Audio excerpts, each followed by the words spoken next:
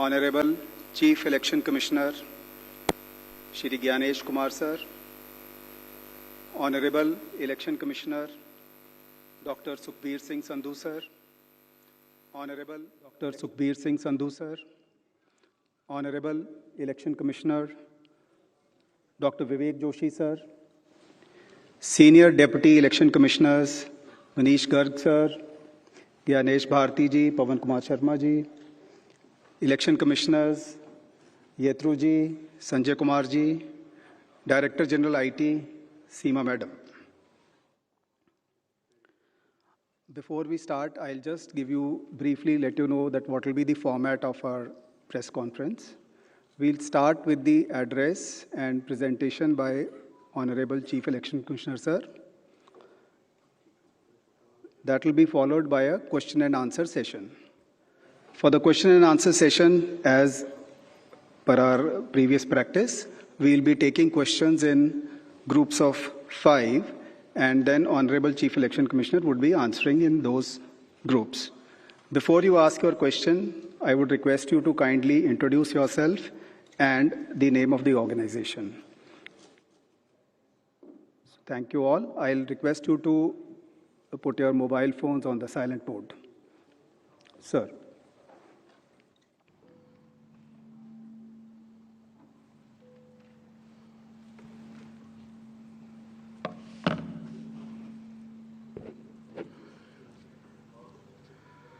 Honorable Election Commissioner Dr. Sukhbir Singh Sandhu Ji, Honorable Election Commissioner Dr. Vivek Joshi, election commission के वरिष्ठ अधिकारीगण और सभी media के साथियों,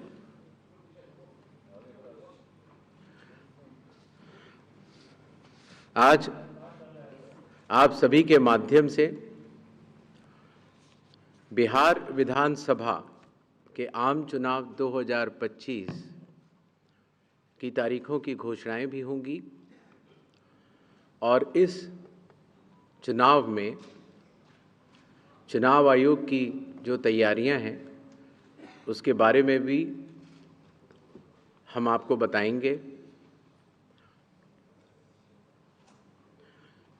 बिहार की पावन भूमि पर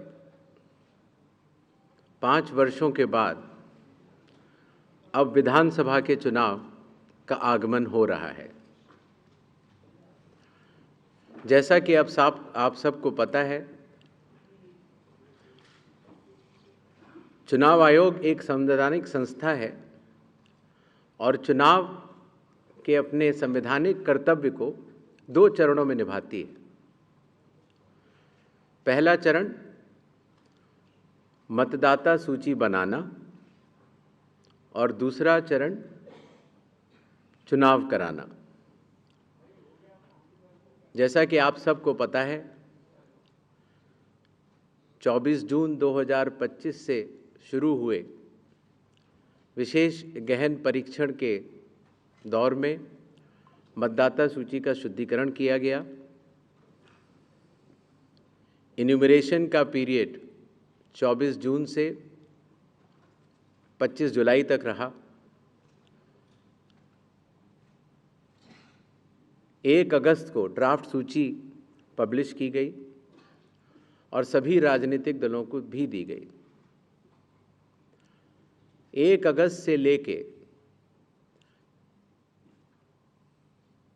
1 सितंबर तक क्लेम्स एंड ऑब्जेक्शंस का पीरियड रहा, जिसमें जिसको भी, चाहे वो मतदाता हो, चाहे वो राजनीतिक दल हो, चाहे उनके बूथ लेवल एजेंट्स हों, उनको क्लेम्स एंड ऑब्जेक्शंस देने का भरपूर समय दिया गया।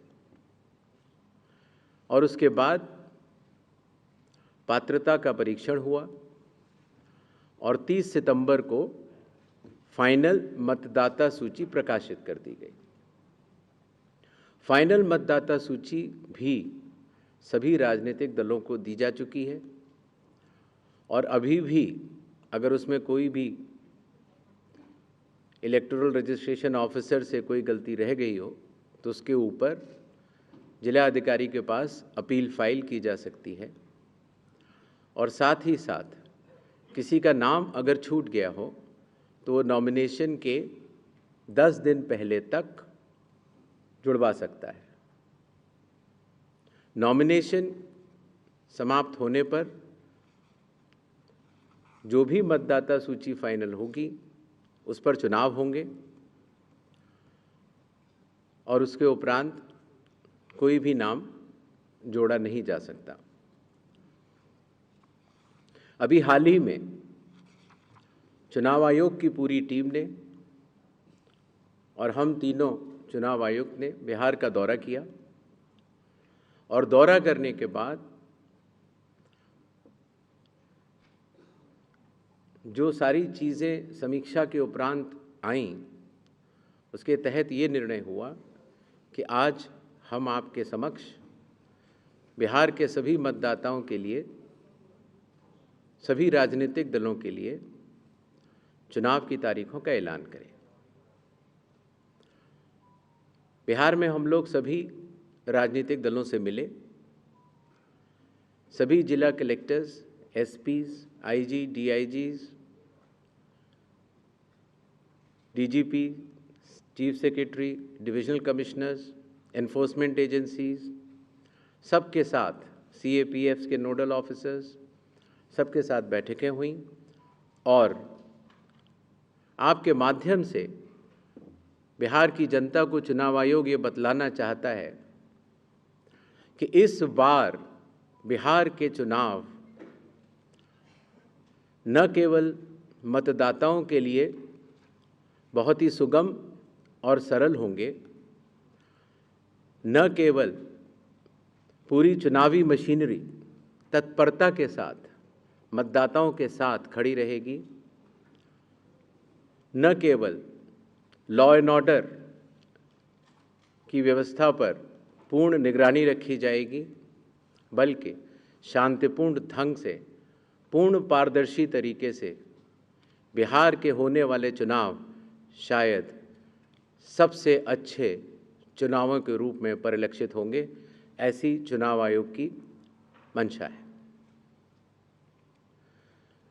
इसके लिए चुनाव आयोग सभी राजनीतिक दलों का, सभी मतदाताओं का और सभी मीडिया कर्मियों का भी सहयोग अपेक्षित करता है। इसके पहले कि हम तारीखों की तरफ बढ़ें, एक छोटी सी प्रेजेंटेशन है जिससे कि काफ़ी वस्तु स्थिति आप सब लोगों के भी समक्ष आएगी और जनता के भी समक्ष आएगी। Presentation please.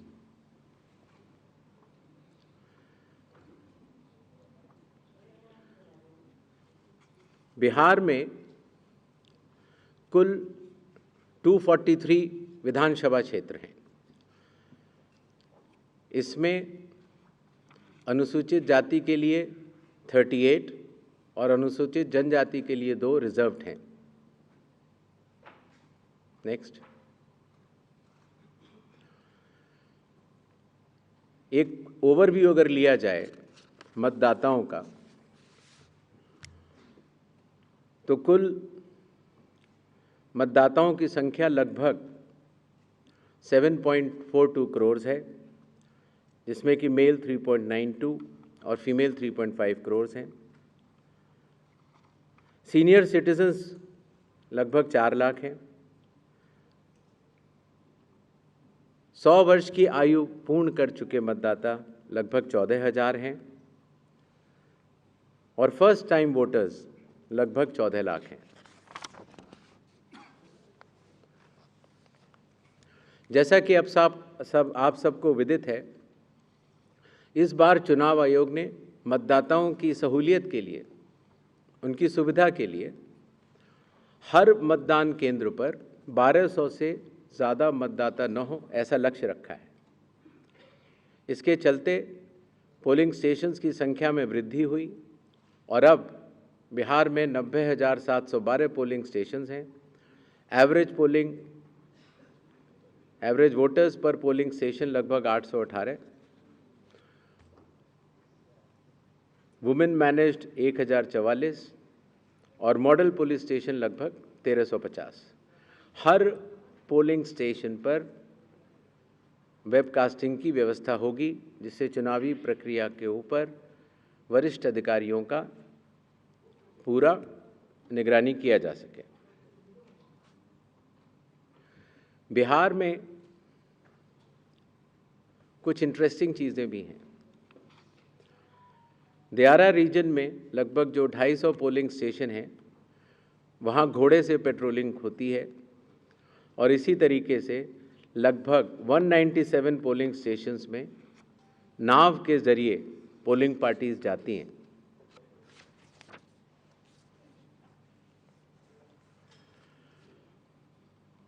चुनाव आयोग के निर्देशों के अनुसार हर मतदान केंद्र पर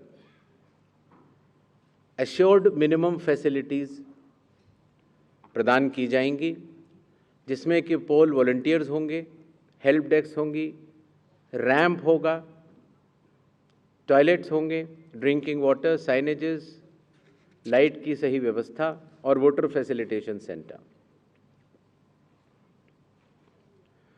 जो हमारे बुजुर्ग और दिव्यांग मतदाता हैं,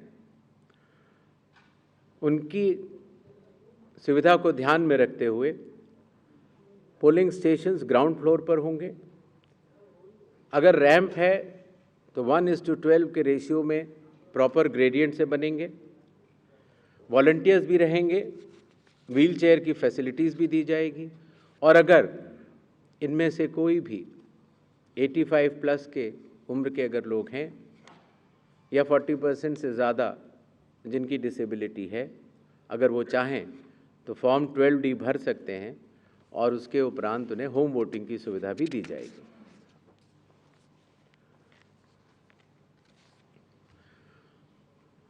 बिहार के दौरे पर चुनाव आयोग ने जिला मजिस्ट्रेट्स को, सुपरिंटेंडेंट्स ऑफ पुलिस को और सभी एनफोर्समेंट एजेंसीज को सख्त निर्देश दिए हैं, zero tolerance to any violence, no scope for any kind of intimidation or threat to voters or candidates. CAPF will be deployed adequately and in advance as a confidence building measure. All officers to act in absolutely impartial way and easily accessible to all the stakeholders. इसके बारे में मैं आपको बाद में भी बताऊंगा। अगर कोई फेक न्यूज़ या मिस इन्फॉर्मेशन होती है, ख़ास तौर से सोशल मीडिया या किसी भी और प्लेटफॉर्म पर, तो उस मिस इन्फॉर्मेशन को काउंटर किया जाएगा और स्ट्रिक्ट विजिल रखी जाएगी सारे चेक पॉइंट्स पर, जिससे कि ड्रग्स, लिकर और कैश का इलीगल ट्रांजैक्शन ना हो पाए।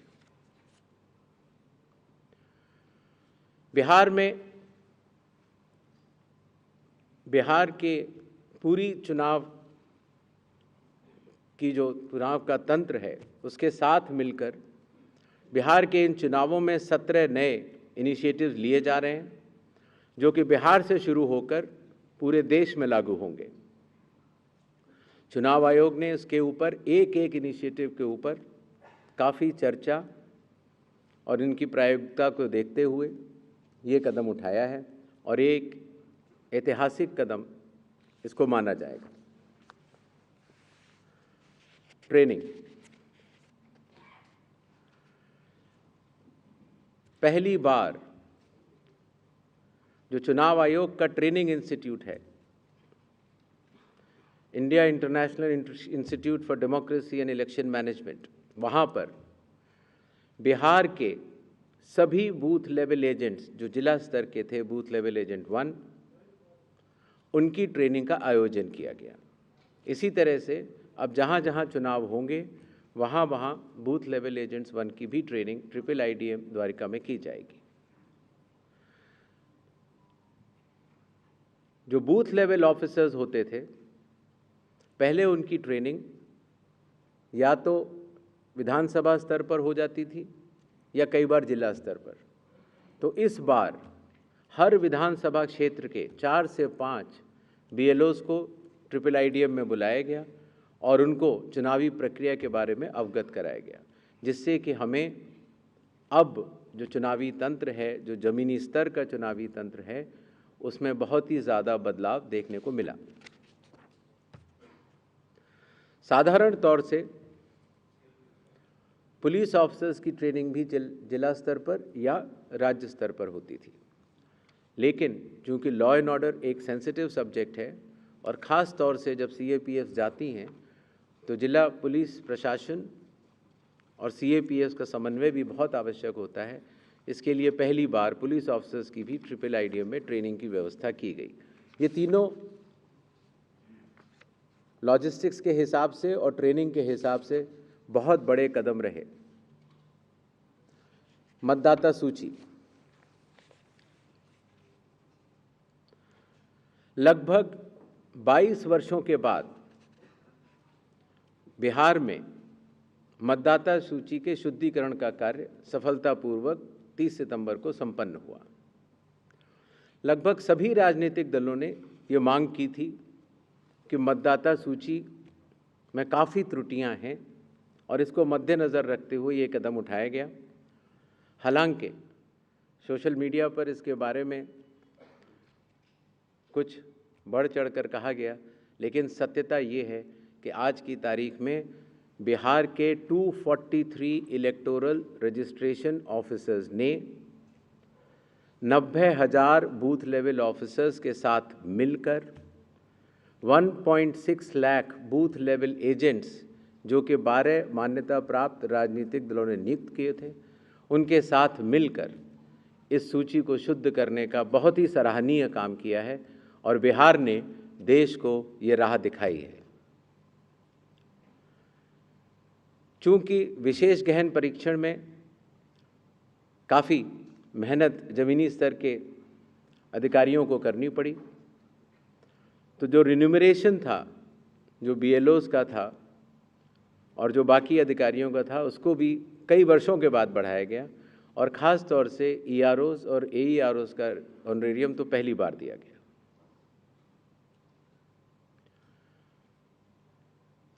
जिन मतदाताओं के नाम सूची में नए जुड़े हैं या जिन मतदाताओं की एंट्रीज़ में कोई चेंज है, जैसे पता बदल गया, तो ऐसे मतदाताओं को नए वोटर कार्ड दिए जाने हैं। चूँकि पहले कई दिनों तक या कई बार महीने लग जाते थे वोटर कार्ड मिलने में, इसीलिए चुनाव आयोग ने सभी एजेंसियों के साथ मिलकर ये SOP बनाया कि किस तरीके से 15 दिन के भीतर मतदाताओं के हाथ में इलेक्टर फोटो आइडेंटिटी कार्ड, जिसको सामान्यतः वोटर कार्ड कहा जाता है, वो उनके हाथ में आए। इसी तरीके से जो हमारे बूथ लेवल ऑफिसर्स हैं, जब वो मतदाताओं के घर घर जाते हैं तो उनको भी पहचान पत्र पहली बार चुनाव आयोग ने डिज़ाइन भी किया और उनको दिया भी। कंडक्ट ऑफ इलेक्शंस जो आने वाला है,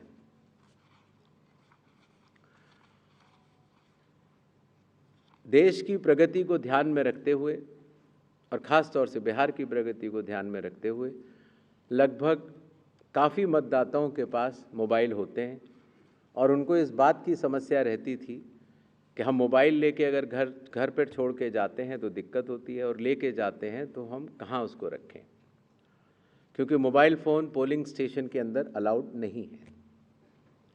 इसलिए एक नई व्यवस्था बनाई गई जिससे कि पोलिंग स्टेशन के कमरे के ठीक बाहर कोई भी मतदाता अपना मोबाइल फ़ोन जमा करा सकता है, अंदर जाके अपना वोट डाल सकता है और बाहर आने के बाद अपना मोबाइल लेके घर जा सकता है। हर मतदाता को नॉमिनेशन का प्रोसेस खत्म होने के बाद एक वोटर इन्फॉर्मेशन स्लिप दी जाती है। वोटर इन्फॉर्मेशन स्लिप देने का लक्ष्य सिर्फ ये रहता है कि मतदाता को, क्योंकि कई बार बूथ बदल जाते हैं या कई बार मतदाता नए होते हैं, तो उनको वोटर स्लिप पर इन्फॉर्मेशन स्लिप पर अपने बूथ का नाम और सारे डिटेल्स मिल जाते हैं। तो वोटर इन्फॉर्मेशन स्लिप पर बहुत ही छोटा चेंज करने के बाद मतदाताओं की सहूलियत बहुत बढ़ गई, क्योंकि उसमें उनका पोलिंग स्टेशन का नंबर, पोलिंग स्टेशन की जगह कोने में बड़े रूप में दिखा दी गई। पहले उनको पूरे में ढूंढना पड़ता था।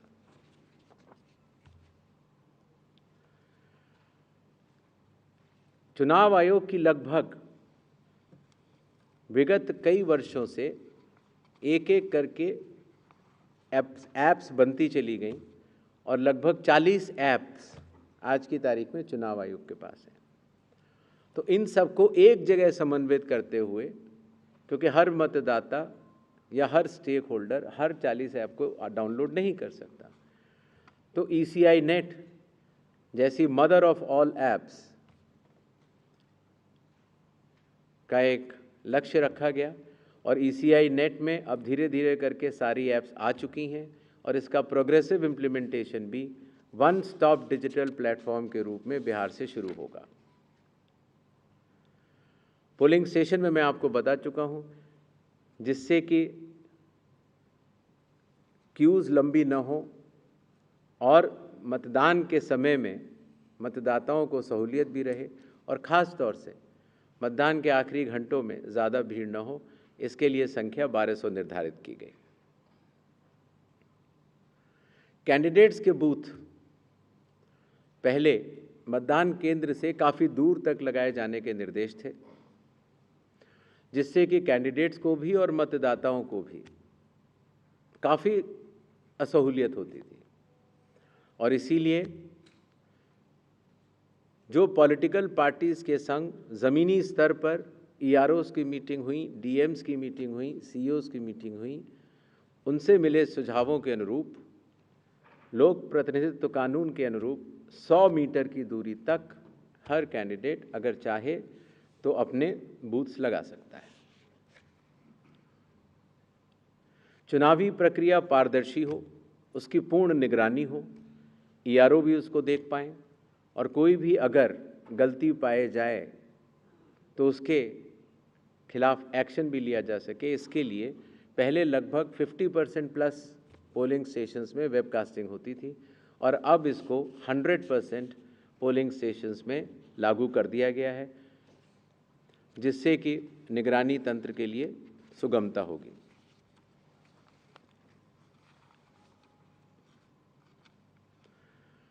कई बार प्रत्याशियों ने ये शिकायत की थी कि जो हमारी फ़ोटो होती है वो चूँकि ब्लैक एंड वाइट में आती है और जमा तो कलर करते हैं तो वो पहचान में नहीं आती और काफ़ी हतोत्साहित उनको होना पड़ता है जब वो EVM में उनकी फ़ोटो अच्छी नहीं आती है। तो छोटा सा कदम, लेकिन इसमें फिर चुनाव आयोग ने निर्णय लिया कि एक तो फ़ोटो कलर लगाई जाएगी और साथ ही साथ जो सीरियल नंबर होता है उसका फ़ॉन्ट भी बड़ा किया जाएगा, जिससे कि प्रत्याशियों की पहचान भी आसानी से हो जाए और मतदाताओं को सुविधा भी हो। काउंटिंग, कई बार जब मॉक पोल होता है तो मॉक पोल के समय मॉक पोल का डेटा डिलीट करना प्रिसाइडिंग ऑफिसर्स भूल जाते हैं और इसीलिए जब काउंटिंग होती है तो फॉर्म 17C और काउंटिंग यूनिट का मिलान नहीं हो पाता। ऐसे केस में किसी भी शंका को न रखा जाए, इसलिए जब भी 17C या वीवीपैट में मिसमैच होगा तो उन EVM से रिलेटेड वीवीपैट्स की पूर्ण गिनती की जाएगी। इसी तरीके से ये भी एक मांग सभी राजनीतिक दलों की थी कि पोस्टल बैलेट्स की गिनती पहले शुरू की जाए और पहले ख़त्म की जाए। तो इसलिए चुनाव आयोग ने पारदर्शिता के लिए भी और इसके लिए भी, जिससे कि पोस्टल बैलेट्स पर पूर्ण ध्यान दिया जाए उनकी गिनती पर और कोई जल्दबाजी भी न की जाए, तो EVM के लास्ट 2 राउंड से पहले पोस्टल बैलेट की गिनती समाप्त करना अनिवार्य होगा। जैसा आप सब लोग को पता है, जब चुनाव खत्म हो जाता है तो फिर आंकड़ों की आवश्यकता कई लोगों को पड़ती है, मीडिया को भी होती है, NGOs को भी होती है, सिविक सोसाइटीज़ को होती है और आम जनता को भी होती है। तो इसके लिए चुनाव आयोग की एक पद्धति रही जिसको इंडेक्स कार्ड कहा जाता है, लेकिन इंडेक्स कार्ड का सारा डेटा कलेक्ट करने में कई बार सप्ताह और कई बार महीनों लग जाते थे। तो अब चूंकि ECI नेट भी आ रहा है और डिजिटल का युग है, इसीलिए digital index cards and reports सारे आपको चुनाव खत्म होने के कुछ ही दिनों के भीतर वेबसाइट पर या ऐप पर मिल जाएंगे। इस चुनाव की विशेषता है ये slide. The entire election machinery of Bihar is just a call away. अर्थात अगर कोई भी मतदाता या कोई भी व्यक्ति ECI नेट ऐप को डाउनलोड करता है और अगर अपने एपिक नंबर डिटेल को डालता है, वोटर कार्ड के नंबर को डालता है, तो वो अपने BLO से बात कर सकता है। वो अपने जो बूथ लेवल ऑफिसर्स हैं उनको अपनी कॉल बुक कर सकता है और बात कर सकता है। अगर उसकी कोई भी समस्या है तो वो BLO से बात करके उसका निदान कर सकता है। इसी तरीके से जो इलेक्शन कमीशन का बहुत पॉपुलर नंबर है 1950, आपको भी कोई भी बिहार का मतदाता अगर इस समय बिहार से बाहर है तो भी उसको सिर्फ +91 अगर मोबाइल से आप डायल करते हैं तो +91 जो इंडिया का कोड है वो लगाना है।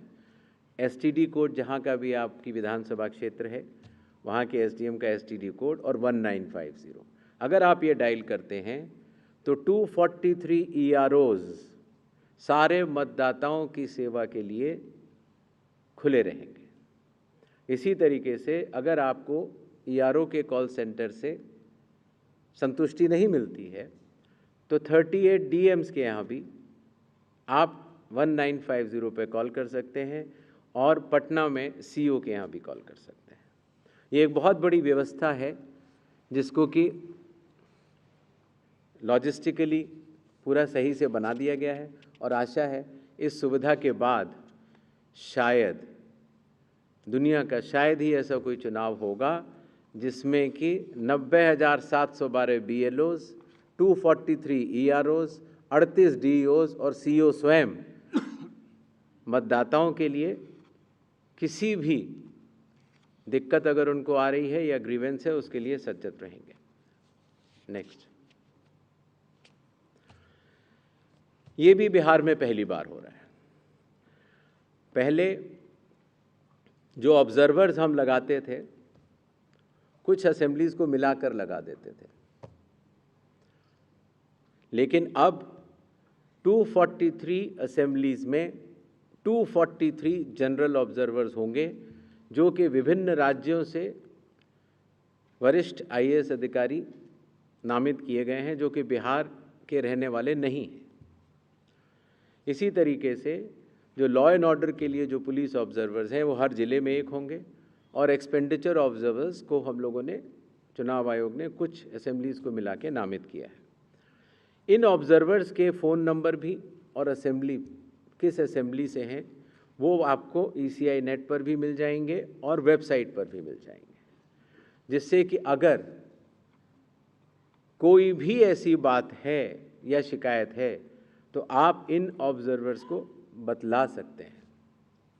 Observers of the election commission work as eyes and ears of the election commission. तो ये सुविधा भी इस चुनाव में हर असेंबली में मौजूद रहेगी। इस बार चुनाव आयोग टेक्नोलॉजी को भी बहुत बड़े तरीके से लीवरेज करना चाहता है। जैसे मैंने आपको पहले बताया कि ये अलग अलग ऐप्स होती थी, सी विजिल, जिसमें कि आप कोई भी MCC वायलेशन की शिकायत डाल सकते हैं। 100 मिनट्स के अंदर रिस्पांस टाइम है। अगर 100 मिनट्स के अंदर नहीं होती है तो जिला कलेक्टर उसको स्वयं देखते हैं और CO भी स्वयं देखते हैं। Know your candidate, voter helpline app, ये सारी की सारी नेक्स्ट अब ECI नेट पर भी होंगी। पुरानी सुविधा हमने हटाई नहीं है क्योंकि कई लोगों के पास पुरानी चीज़ें डाउनलोडेड हैं, बट अगर ECI नेट अगर आप डाउनलोड कर लेते हैं तो सारी एक जगह ये सुविधाएं आपको मिल जाएंगी। नेक्स्ट, बिहार के मतदाताओं की संख्या आपको जान करके अचरज होगा कि उससे बड़े मतदाताओं की संख्या दुनिया के सिर्फ 10 या 11 देशों में ही है। बिहार के चुनाव आयोग मानता है कि मदर ऑफ ऑल इलेक्शंस है और इसीलिए हर लेवल पर, हर स्तर पर चुनावी कर्मियों की तैनाती है। पोलिंग पर्सनल लगभग 4.5 लाख, सेक्टर ऑफिसर्स लगभग 9.6,000, माइक्रो ऑब्जर्वर्स लगभग 17.8,000, micro observers for counting 4,800, counting official लगभग 28,000, पुलिस ऑफिशियल 2.5 लाख। और जहां पर भी आइडेंटिटी ऑफ वोटर्स का इशू आता है, सहायता देने के लिए आंगनवाड़ी सेविकास भी उपलब्ध रहेंगी और कुल मिलाकर 8.5 लाख चुनावी कर्मी बिहार विधानसभा के आम चुनाव 2025 में रहेंगे। अब मेरे ख्याल से तारीखों का ऐलान कर देना चाहिए। नेक्स्ट, बिहार के चुनाव 2 फेजेस में होंगे। पहले फेज के गैजेट नोटिफिकेशन 10 तारीख को आएगा, दूसरे का 13 को। Last date of making nominations पहले फेज की 17 को होगी, दूसरे की 20 को। स्क्रूटनी 18 और 21। विड्रॉल की आखिरी तारीख 20 अक्टूबर और 23 अक्टूबर। और date of poll 6 November Thursday और दूसरा 11 नवंबर ट्यूसडे।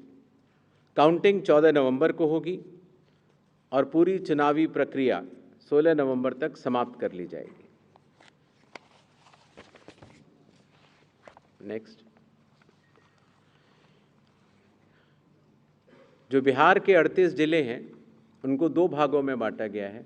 जो आप पीला रंग देख रहे हैं वो फेज़ 1 है और जो आप गुलाबी रंग देख रहे हैं वो फेज़ 2 है। इसकी सॉफ्ट कॉपी आप सब लोग को दे दी जाएगी। नेक्स्ट, बिहार के आम चुनावों के साथ साथ 8 बाई इलेक्शंस भी होंगे।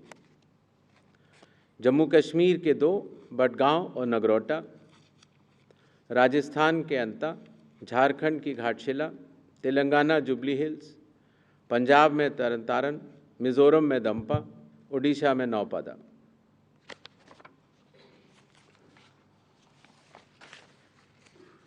इनकी तारीखें भी